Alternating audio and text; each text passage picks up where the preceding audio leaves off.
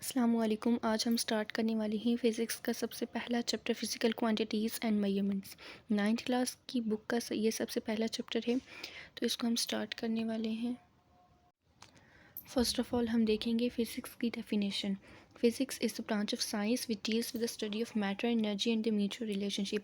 अब सबसे पहले फ़िज़िक्स साइंस की ब्रांच है और इसमें ये कहा जा रहा है कि फ़िज़िक्स जो है मैटर और एनर्जी से डील करती है और इन दोनों के म्यूचुअल रिलेशनशिप से। सबसे पहले हम देख लेते हैं कि what is matter, matter and then what is energy, और इनकी म्यूचुअल रिलेशनशिप से डील करती है। तो इसका क्या मतलब है?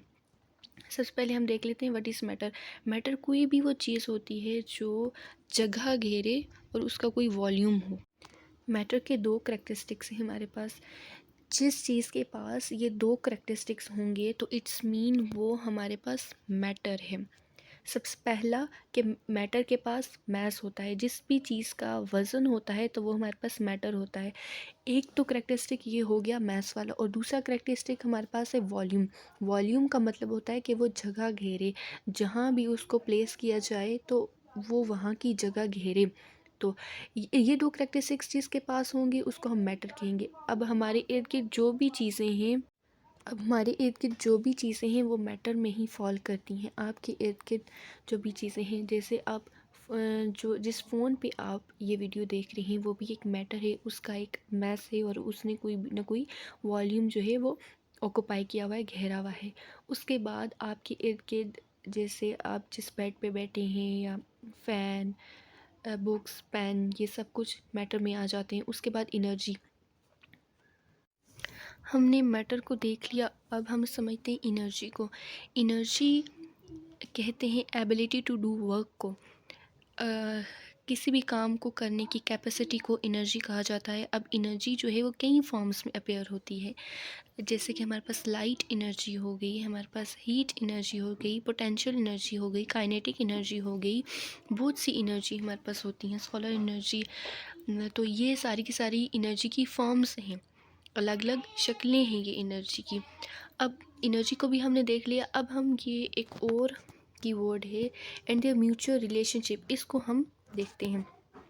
मैटर को हमने देख लिया, एनर्जी को देख लिया, अब मैटर और एनर्जी इन दोनों की म्यूचुअल रिलेशनशिप को हम समझते हैं। अब यहाँ पे आपको एक सामने इक्वेशन लिखी नज़र आ रही है, ये आइंस्टाइन की इक्वेशन है, E is equals to mc²।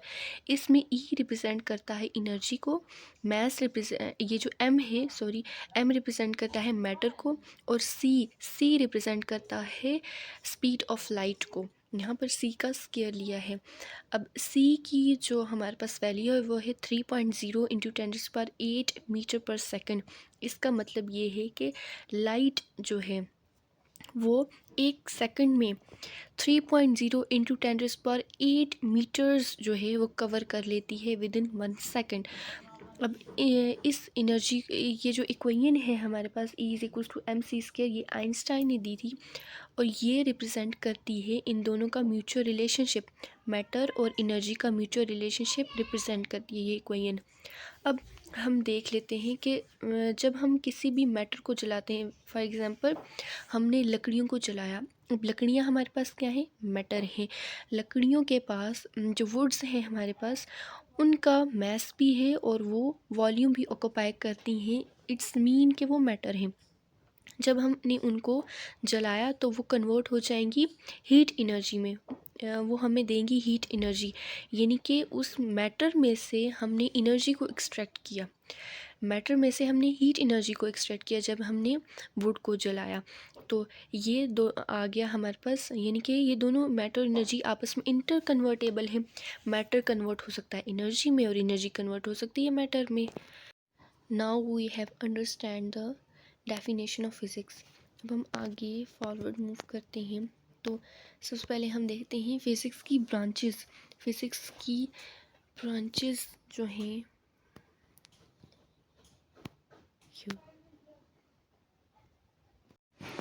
Now the first branch of physics we have classical mechanics. Classical mechanics में हम ऑब्जेक्ट्स की मोशन को स्टडी करते हैं, जो ऑब्जेक्ट्स मूव कर रहे होते हैं उनकी मोशन को स्टडी करते हैं, and forces acting on them, और उन ऑब्जेक्ट्स के ऊपर जो फोर्सेस लग रही होती हैं जिनकी वजह से वो मोशन में आते हैं उनको स्टडी करते हैं, उन फोर्सेस को स्टडी करते हैं, और ऑब्जेक्ट्स की मूवमेंट को ऑब्जेक्ट की मूवमेंट्स से रिलेटेड जो भी फिनोमेनास होते हैं उनको स्टडी करते हैं क्लासिकल मैकेनिक्स में। की लॉज इसमें न्यूटन्स लॉज ऑफ मोशन, जो न्यूटन ने लॉज ऑफ मोशन दिए वो क्लासिकल मैकेनिक्स की बेसिक्स हैं, तो ये की लॉज इसमें आ जाते हैं। एप्लीकेशंस जो क्लासिकल मैकेनिक्स की हैं उनमें आ जाते हैं vehicle motion, planetary motion and machinery. The next we have thermodynamics. Thermodynamics जो वर्ड है वो दो वर्ड्स का कम्बिनेशन है। पहला word therm means heat, dynamic something which is related to motion. तो थर्मोडायनामिक्स जो है वो हीट, टेम्परेचर और एनर्जी ट्रांसफ़र से रिलेटेड है हमारे पास। इसमें की कॉन्सेप्ट्स जो लगते हैं वो laws of thermodynamics, entropy and heat engines जो हैं वो ये की कॉन्सेप्ट्स आ जाते हैं। The next branch we have electromagnetism. Electromagnetism में we have electric and magnetic field and their interactions. हम इलेक्ट्रिक फील्ड को स्टडी करते हैं, मैग्नेटिक फील्ड को स्टडी करते हैं और इनकी इंट्रैक्शन। सबसे पहले हम देख लेते हैं कि इलेक्ट्रिक फील्ड किन किन के दरमियान में होता है।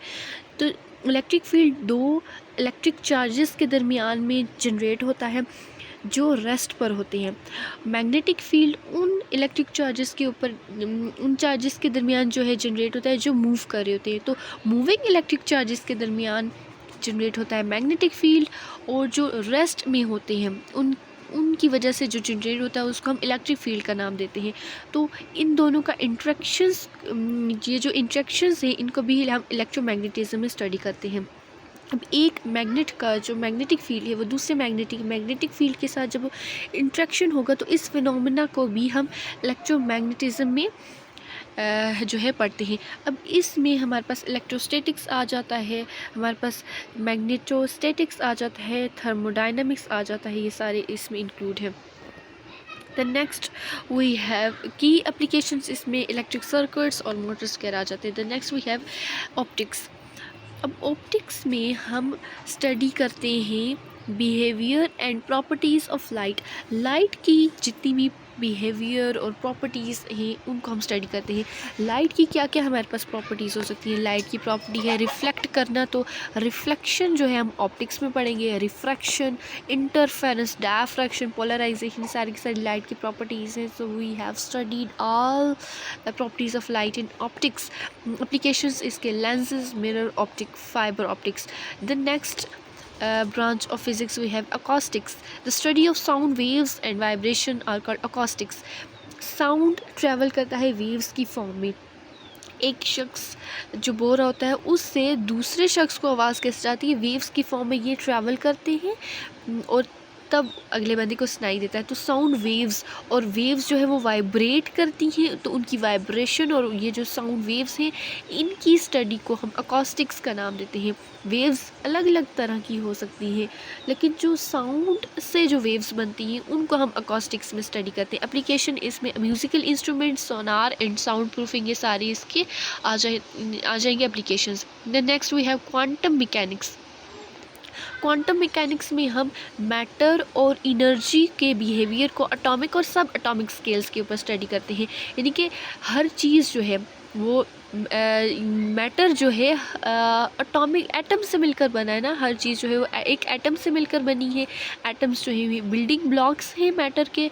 अब ये जो एटम है ये भी आगे सब एटॉमिक पार्टिकल्स से मिलकर बना हुआ है। तो अगर हम मैटर को और एनर्जी को एटॉमिक लेवल के ऊपर स्टडी करते हैं, यानी कि हम एटम को स्टडी करें, और सब एटॉमिक लेवल के ऊपर ये स्टडी करने का मतलब ये हुआ कि एटम के अंदर भी जितनी सब एटॉमिक पार्टिकल्स हैं उनको भी स्टडी करें, यानी कि इलेक्ट्रॉन, प्रोटॉन, न्यूट्रॉन, न्यूक्लियस, इन सब चीज़ों की स्टडी को सब एटॉमिक स्केल के ऊपर जब स्टडी करेंगे तो हमारे पास ये क्वांटम मैकेनिक्स में आ जाएगा। की कॉन्सेप्ट्स इसमें लगते हैं wave particle duality, uncertainty principle, ये सारे के सारे कॉन्सेप्ट्स क्वांटम मैकेनिक्स के अंदर स्टडी किए जाते हैं।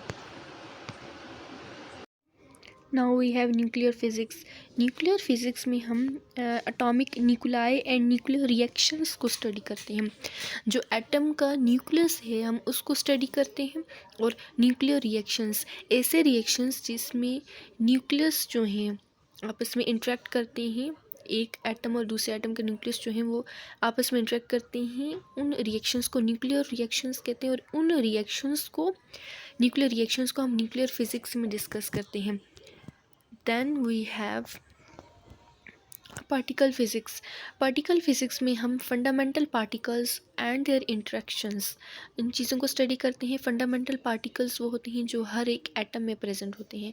फंडामेंटल पार्टिकल्स में हमारे पास आ जाता है इलेक्ट्रॉन, प्रोटॉन, न्यूट्रॉन, और इसके अलावा भी बहुत से ऐसे पार्टिकल्स हैं जो एटम में प्रेजेंट होते हैं, तो उनको हम फंडामेंटल पार्टिकल्स का नाम देते हैं। तो फंडामेंटल पार्टिकल्स, उनकी इंट्रैक्शंस को पार्टिकल फिज़िक्स में स्टडी किया जाता है। तो की टूल इसमें पार्टिकल एक्सेलरेटर्स लाइक CERN, इन चीज़ों को देखा जाता है। Framework standard model of particle physics. Then we have astrophysics and cosmology. Astrophysics में applies physical principles to celestial bodies. जो फिज़िकल प्रिंसिपल्स हैं कैलेस्टियल बॉडीज़ जो हैं कैलेस्टियल ऑब्जेक्ट पर अप्लाई किए जाते हैं फिज़िकल प्रिंसिपल्स। अब कैलेस्टियल का मतलब क्या है? कैलेस्टियल का मतलब हर वो चीज़ जो यूनिवर्स में है, यानी कि हमारे जो सोलर सिस्टम में जो भी चीज़ें हैं उनको हम कैलेस्टियल बॉडीज़ का नाम देते हैं। जैसे कि स्टार्स हो गए, कहकशाएँ, ये सारी चीज़ें कैलेस्टियल बॉडीज़ हैं। तो इनके ऊपर जब फिज़िकल प्रिंसिपल अप्लाई किया जाता है तो उनको हम एस्ट्रोफिज़िक्स का नाम देते हैं। Then we have cosmology. Cosmology में हम origin, evolution and fate of the universe को स्टडी करते हैं। यानी कि ये यूनिवर्स, ये कायनात, इस कायनात को ओरिजिन कब हुआ, कैसे हुआ, इस चीज़ को हम कॉस्मोलॉजी में देखते हैं। ये आहिस्ता आहिस्ता इवॉल्व कैसे होती गई। पहले जैसे हमारी जो अर्थ है इसका एटमॉस्फेयर में ऑक्सीजन की जो कंसंट्रेशन है वो बहुत कम थी, लेकिन अब ऑक्सीजन की कंसंट्रेशन बहुत ज़्यादा हो गई है। तो ये आहिस्ता आहिस्ता इसमें एवोल्यूशन यूनिवर्स में कैसे आता गया, इस चीज़ को भी हम कॉस्मोलॉजी में देखते हैं। इन फेट ऑफ द यूनिवर्स, ये सारी चीज़ें हम कॉस्मोलॉजी में देखते हैं। Then we have solid state physics या फिर कंडेंस्ड मैटर फिज़िक्स। इसका दूसरा नाम है कंडेंस्ड मैटर फिज़िक्स।